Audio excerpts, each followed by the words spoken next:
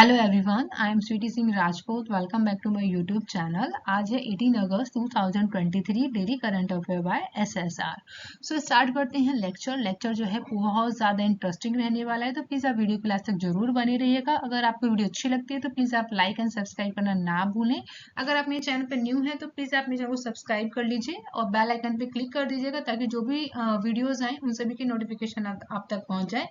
सो हम सबसे पहले करने वाले हैं लेक्चर में quick revision and top 10 questions होंगे 18 अगस्त से रिलेटेड। उन्हें हम डिस्कस करते हैं विद बैकग्राउंड इन्फॉर्मेशन के साथ। तो चलिए स्टार्ट कर लेते हैं सेशन। और यहाँ पे हम करेंगे क्विक रिवीजन। तो फर्स्ट क्वेश्चन आप सभी के सामने है।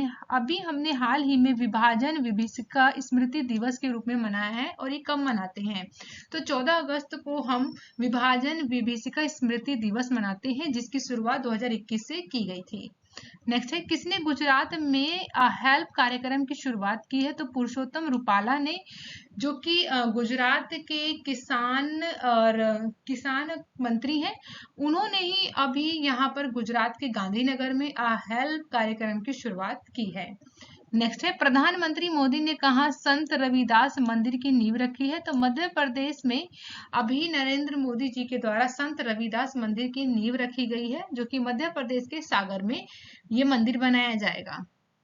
नेक्स्ट है, विश्व बैडमिंटन चैंपियनशिप 2023 का आयोजन कहाँ किया जाएगा? तो डेनमार्क में। डेनमार्क जो है 2023 में विश्व बैडमिंटन चैंपियनशिप का वो आयोजक देश बना है। नेक्स्ट है, राजकीय से स्वास्थ्य रिपोर्ट में कौन शीर्ष पर है? तो महाराष्ट्र राज्य जो है वो राजकीय स्वास्थ्य रिपोर्ट में टॉप रैंक किसने हासिल की है? नेक्स्ट है, किसने अपने कैनेडियन ओपन खिताब जीता है? किसने अभी हाल ही में जो है कैनेडियन ओपन खिताब को अपने नाम किया है? तो डी मेदवेदेव, इन्होंने ही अभी कैनेडियन ओपन खिताब अपने नाम कर लिया है। नेक्स्ट है, हाल ही में डब्ल्यूएचओ और आयुष मंत्रालय ने कहा पारंपरिक चिकित्सा वाले शिखर सम्मेलन की मेजबानी करेंगे? तो गुजरात में, यानी गुजरात के गांधीनगर में डब्ल्यूएचओ द्वारा और आयुष मंत्रालय द्वारा अपनी पारंपरिक चिकित्सा वाले शिखर सम्मेलन की मेजबानी कर रहा है भारत। नेक्स्ट है, भारत के 77वें स्वतंत्रता दिवस में कितने खास मेहमानों को शामिल किया गया? तो 1800 लोगों को इसमें शामिल किया गया है। नेक्स्ट है, इस बार के स्वतंत्रता दिवस पर कितने पुलिस कर्मियों को पुलिस पदक से सम्मानित किया गया है? तो 954 पुलिस कर्मियों को इस साल यानी 77वें स्वतंत्रता दिवस पर अभी जो है 954 पुलिस कर्मियों को पुलिस पदक से सम्मानित किया गया है। नेक्स्ट है, सूर्य के अध्ययन के लिए इसरो द्वारा भेजे जाने वाले भारतीय मिशन का नाम क्या है? तो आदित्य L1 इसका नाम रखा गया है, जो इसरो द्वारा भेजा गया सूर्य के अध्ययन के लिए मिशन है। ओके, ये जो हमने रिवीजन किया है ये किया है हमने कल का रिवीजन। सो स्टार्ट करते हैं आज का सेशन स्टार्ट करने से पहले आप सभी को कमेंट बॉक्स में लिखना होगा जय हिंद जय भारत। ओके एंड आज है 18 अगस्त 2023, daily current affair by SSR. First question आप सभी के सामने है। हाल ही में अभी पारसी नववर्ष और नवरोज दिवस जो है कब मनाया गया है? तो अभी जो है हाल ही में पारसियों का जो न्यू ईयर होता है वो मनाया गया है। तो 16 अगस्त को सेलिब्रेट किया गया है। तो याद रखिएगा होगा ऑप्शन सी इज करेक्ट है यहाँ पे। तो 16 अगस्त को जो है हैप्पी नवरोज या फिर पारसियों का बोल सकते हैं न्यू ईयर होता है, ये 16 अगस्त को सेलिब्रेट किया जाता है। तो सी ऑप्शन यहाँ पे करेक्ट है। चलिए समझते हैं इसके बैकग्राउंड इन्फॉर्मेशन को। तो पारसी कैलेंडर की बात करें तो उसके हिसाब से नया साल जो है 16 अगस्त से शुरू होगा पारसियों का। वहीं पारसी न्यू ईयर जो कि जमशेद नवरोज के नाम से भी जाना जाता है। तो ये टर्म जो है याद रखिएगा, जमशेदी नवरोज, यानी कि जो कि हम लोग मनाते हैं पारसी न्यू ईयर होता है उसी का ही नाम है ये। वही दुनिया भर में पारसी नववर्ष जो है 2 बार मनाया जाता है। एक मनाया जाता है पहला जो कि है 21 मार्च को, दूसरा मनाया जाता है 16 अगस्त को। तो याद रखिएगा जो पारसियों का नववर्ष होता है वो 2 बार मनाया जाता है, पहला 21 मार्च को मनाया जाता है, दूसरा 16 अगस्त को। वही नवरोज का जो त्योहार है ये किस किस देश में मनाया जाता है? तो ईरान में, इराक में, भारत में, अफगानिस्तान में, वहीं फिर बनाया जाता है तजाकिस्तान, लेबनान में, बहरीन में और मध्य एशिया में भी बड़े धूमधाम के साथ मनाया जाता है। तो इम्पोर्टेंट है ये डे याद रखिएगा। नेक्स्ट क्वेश्चन, हाल ही में केंद्र ने किसे एलआईसी के प्रबंध निदेशक के रूप में नियुक्त किया है? तो अभी केंद्र सरकार के द्वारा या फिर सेंटर के द्वारा बोल सकते हैं, यहाँ पर एलआईसी के जो प्रबंध निदेशक हैं यानी मैनेजिंग डायरेक्टर हैं, उन्हें चुन लिया गया है। तो उनका नाम क्या है? इनका नाम है आर दुरईस्वामी। तो ऑप्शन बी इज करेक्ट है। आर दुरईस्वामी को अभी सेंटर के द्वारा मैनेजिंग डायरेक्टर के रूप में चुन लिया गया है। चलिए समझते हैं बैकग्राउंड इन्फॉर्मेशन को। सरकार ने जो है आर दुरईस्वामी को भारतीय जीवन बीमा निगम का मैनेजिंग डायरेक्टर के रूप में इन्हें नियुक्त कर लिया है। वहीं इनकी नियुक्ति जो है 1 सितंबर 2023, उसके बाद पदभार संभालने से उनकी सेवानिवृत्ति की जो तारीख तय कर दी गई है अभी, यानी 31 अगस्त 2026 तक रहेंगे। वहीं अगले आदेश तक इनमें से जो भी पहले हो वो तय कर लिया जाएगा समय अनुसार। वहीं life insurance corporation of India की बात करें तो इसकी स्थापना कब की गई थी? 1 सितंबर 1956 को, जब भारत में संसद ने भारत में बीमा उद्योग का राष्ट्रीयकरण करते हुए भारतीय जीवन बीमा अधिनियम पारित किया था, तब इसकी स्थापना कर दी गई थी। वहीं 245 से अधिक बीमा कंपनियों और भविष्य निधि समितियों को एक साथ मिला दिया गया था, तभी क्या बना है? एलआईसी बनाया गया है। तो इंपॉर्टेंट है, डे याद रखिएगा कि कब इसको स्थापित किया गया था, स्थापना तो 1 सितंबर 1926 को ये स्टैब्लिश किया गया था एलआईसी को। नेक्स्ट है, हाल ही में अभी मोहम्मद हबीब का निधन हुआ है, वह कौन थे? तो मोहम्मद हबीब की बात करें तो ये एक फुटबॉलर थे। ऑप्शन बी करेक्ट है। तो फुटबॉलर थे मोहम्मद हबीब, इनका भी हाल ही में निधन हो गया है। भारत के पूर्व कप्तान और महान फुटबॉलर हैं मोहम्मद हबीब, जिनका निधन जो है 15 अगस्त 2023 को एक लंबी बीमारी के कारण हैदराबाद में इनका निधन हो गया है। तो याद रखिएगा ये चेहरा और इनका नाम, ठीक है। तो ये बहुत भारत के पूर्व कप्तान भी रह चुके हैं और फुटबॉलर हैं, यानी मोहम्मद जिनका नाम है मोहम्मद हबीब। नेक्स्ट है फोर्थ क्वेश्चन, हाल ही में कहा पहली लंबी दूरी की रिवॉल्वर प्रबल लॉन्च की जाएगी? तो अभी जो है भारत में, तो ऑप्शन बी करेक्ट है। तो भारत में जो है अभी रिवल प्रबल को लॉन्च किया जाएगा। तो चलिए समझते हैं इसके बारे में। देश निर्माण और नवाचार की दिशा में एक महत्वपूर्ण कदम के रूप में राज्य स्वामित्व वाली कंपनी जो कि है advance weapons and equipment India limited, जिसका मुख्यालय कानपुर उत्तर प्रदेश में स्थित है, जल्द ही प्रबल यानी भारत की पहली लॉन्ग रेंज रिवॉल्वर का अनावरण करने के लिए तैयार है पूरी तरीके से। वहीं इसकी जो लॉन्चिंग डेट रखी गई है वो 18 अगस्त के रूप में फिक्स कर लिया गया है, जिसे नए व्यक्तिगत रक्षा विशेषज्ञता आयाम का आगमन हो सकता है। वहीं आपको याद रखना है advance weapon and equipment India limited का मुख्यालय कहाँ है? तो कानपुर उत्तर प्रदेश में स्थित है। तो चलिए समझते हैं नेक्स्ट क्वेश्चन जो कि फिफ्थ है, हाल ही में एसबीआई की रिपोर्ट के अनुसार भारत कब तक तीसरी सबसे बड़ी अर्थव्यवस्था बन जाएगी? तो भारत जो है आने वाले समय में एसबीआई की रिपोर्ट बताती है कि किस वर्ष तक जो है भारत जो है दुनिया की तीसरी सबसे बड़ी अर्थव्यवस्था बन जाएगी? तो 2027 तक। ऑप्शन ए इज करेक्ट है। एसबीआई की अभी हाल ही में रिपोर्ट आई है, उसके अनुसार बताया गया है कि भारत जो है दुनिया की तीसरी सबसे बड़ी अर्थव्यवस्था बन जाएगी 2027 तक। तो एसबीआई की जो रिसर्च है, उनकी जो रिपोर्ट है उसका नाम है एक्पोरेप, जिसमें कहा गया है कि भारत जो है इसी तरीके से अगर वृद्धि करती रहेगी मौजूदा समय के अनुसार, तो जापान जर्मनी जैसे देशों को पीछे छोड़कर 2027 तक हम जो है दुनिया की तीसरी सबसे बड़ी अर्थव्यवस्था के रूप में उभर जाएंगे। वहीं इससे पहले एसबीआई की रिसर्च ने उम्मीद जताई थी कि भारतीय अर्थव्यवस्था 2029 तक जो है तीसरी सबसे बड़ी अर्थव्यवस्था बन जाएगी। पर गौरतलब ये रखना है आपको याद कि भारत जो है अगर इसी तरीके से वृद्धि करती रहेगी, इसी के अनुसार ही भारत जो है आने वाले समय में भारतीय अर्थव्यवस्था जो है आने वाले समय में तीसरी सबसे बड़ी अर्थव्यवस्था बनकर उभरेगी। ये बात कही गई है एसबीआई के द्वारा।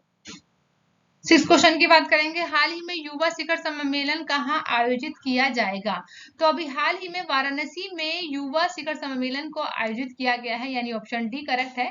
तो वाराणसी में अभी युवा शिखर सम्मेलन को आयोजित किया गया है। तो चलिए समझते हैं बैकग्राउंड इन्फॉर्मेशन को। युवा कार्यक्रम विभाग द्वारा G20 के अंतर्गत Y20 शिखर सम्मेलन यानी कि यूथ 20 शिखर सम्मेलन को जो है वाराणसी में 17 से 20 अगस्त 2023 तक आयोजित किया जा रहा है भारत में। तो भारत भारत जो है G20 की अध्यक्षता की रूपरेखा के अंतर्गत यूथ 20 शिखर सम्मेलन 2023 का आयोजन कर रहा है, जो कि वाराणसी में आरंभ हो चुका है 17 अगस्त से। ठीक है, इस बैठक में जो है 150 से अधिक जो है प्रतिनिधियां जो है इसमें भाग लेंगी। वहीं G20 में G20 देशों, अतिथि देशों और अंतर्राष्ट्रीय संगठनों से होंगे, जो कि Y20 के अंतर्गत 5 चिन्हित विषयों पर चर्चा किया जाएगा। तो ये जो 5 जो यहाँ पे बात है, जो मेन जो डिस्कशन रहेगा 5 पॉइंट के ऊपर, वो क्या है वो समझ लेते हैं एक बार।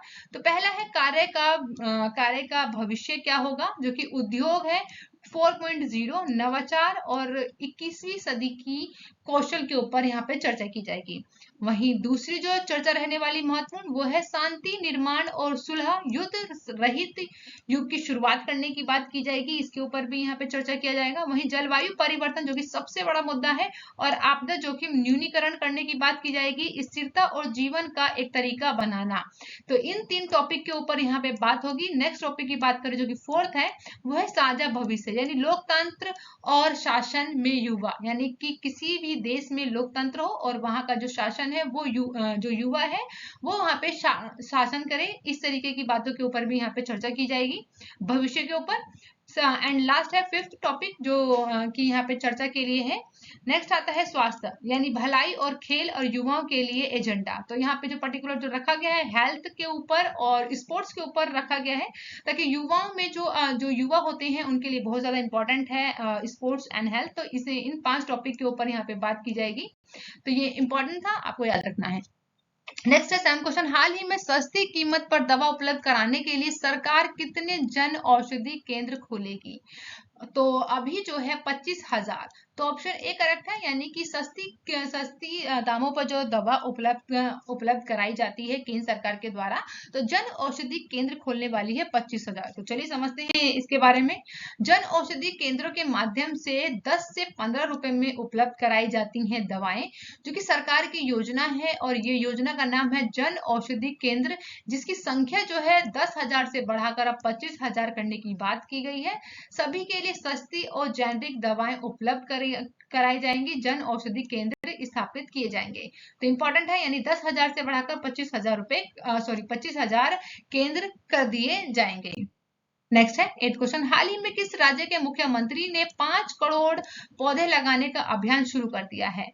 तो आप लोगों को ये तस्वीर देख के समझ में आ ही गया होगा इमेज को। तो ऑप्शन डी करेक्ट है, उत्तर प्रदेश राज्य सरकार है, जिनका नाम है योगी आदित्यनाथ, जो कि सीएम है यहाँ के। इन्होंने ही 5 करोड़ पौधे लगाने का अभियान शुरू कर दिया है।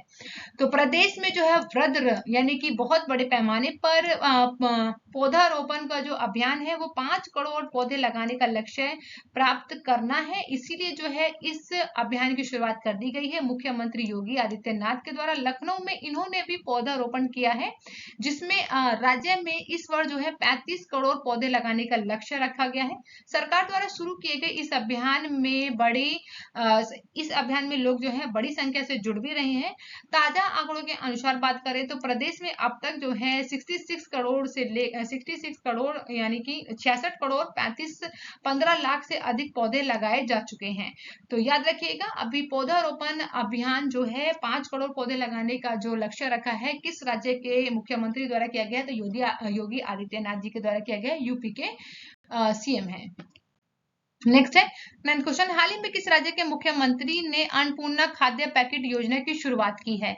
तो अन्नपूर्णा खाद्य पैकेट की योजना जो है शुरुआत की गई है अशोक गहलोत जी के द्वारा, जो कि ऑप्शन डी करेक्ट है, यानी राजस्थान में शुरू की गई है। तो इंपॉर्टेंट है, चलिए समझते हैं। राजस्थान सरकार द्वारा अपने जन कल्याण कार्यक्रम के तहत 15 अगस्त 2023 को शुरू की गई है, जिसका नाम है अन्नपूर्णा फूड पैकेट योजना। इसमें 1.10 करोड़ लोगों को लाभ मिलेगा इससे, जिसमें कोविड महामारी के दौरान शामिल गरीब और निरक्षित परिवार को शामिल किया गया है। वही योजना के तहत जो है राजस्थान में 1 करोड़ 4 लाख लोगों को मुफ्त राशन के पैकेट दिए जाने वाले हैं, जिसमें इस योजना में परिवारों को मुफ्त में क्या सामान दिया जाएगा? तो चना दाल है, चीनी, आयोडीन नमक है, सोयाबीन रिफाइंड है, खाद्य तेल, मिर्च पाउडर, धनिया आदि, ये सभी सामानों को दिया जाएगा मुफ्त। तो याद रखिएगा, अभी अन्नपूर्णा फूड पैकेट योजना की शुरुआत किस राज्य में किया गया है? राजस्थान में, और अशोक गहलोत जी के द्वारा। नेक्स्ट है 10th क्वेश्चन, हाल ही में G20 फिल्म महोत्सव कहाँ शुरू की गई है? तो अभी हाल ही में नई दिल्ली में, तो ऑप्शन बी इज करेक्ट है, यानी कि नई दिल्ली में जो है अभी हाल ही में G20 फिल्म महोत्सव की शुरुआत कर दी गई है। तो यह आप लोगों को याद रखना है, G20 फिल्म फेस्टिवल की शुरुआत हो चुका है, जो कि 16 अगस्त से शुरू हुआ है। ये फेस्टिवल जो है आपका जो है 2 सितंबर यानी कि सेकेंड सितंबर तक चलने वाला है। 16 अगस्त से 2 सितंबर तक ये जो आयोजन होगा वही है। इसमें दुनिया भर से G20 सम्मेलन में शामिल देशों में शिरकत लेंगे, जो कि G20 के जो मेंबर हैं वो सभी आने वाले हैं। इसके अलावा अन्य कई देशों से लोग जो हैं, देश जो है पार्टिसिपेट करने वाला है। G20 फिल्म महोत्सव की शुरुआत जो है सत्याजी रे और पथरीले पांचाली फिल्म के साथ की जाएगी। तो ये इंपॉर्टेंट है, याद रखिएगा। And thank you. देखिए गाइस, आप लोगों के लिए क्वेश्चन है यहाँ पे, question of the day. Okay, तो आप लोगों के लिए क्वेश्चन है कि हाल ही में सूर्य के अध्ययन के लिए इसरो द्वारा भेजे जाने वाले भारतीय मिशन का क्या नाम है? 4 ऑप्शन आप सभी के सामने, करेक्ट ऑप्शन है आप सभी को कमेंट बॉक्स में जल्दी से बताना है। एंड ये है लास्ट वीडियो का क्वेश्चन जो मैंने आप लोगों से पूछा था। तो अभी हाल ही में किस देश ने चौथी बार एशियन चैंपियन ट्रॉफी अपने नाम कर लिया है? तो भारत ने। तो ऑप्शन ए करेक्ट है, तो इंडिया यहाँ पे करेक्ट ऑप्शन है। And thank you for watching guys, मिलते हैं नेक्स्ट वीडियो में। आप अपना बहुत ज्यादा ध्यान रखें। Take care, bye bye guys.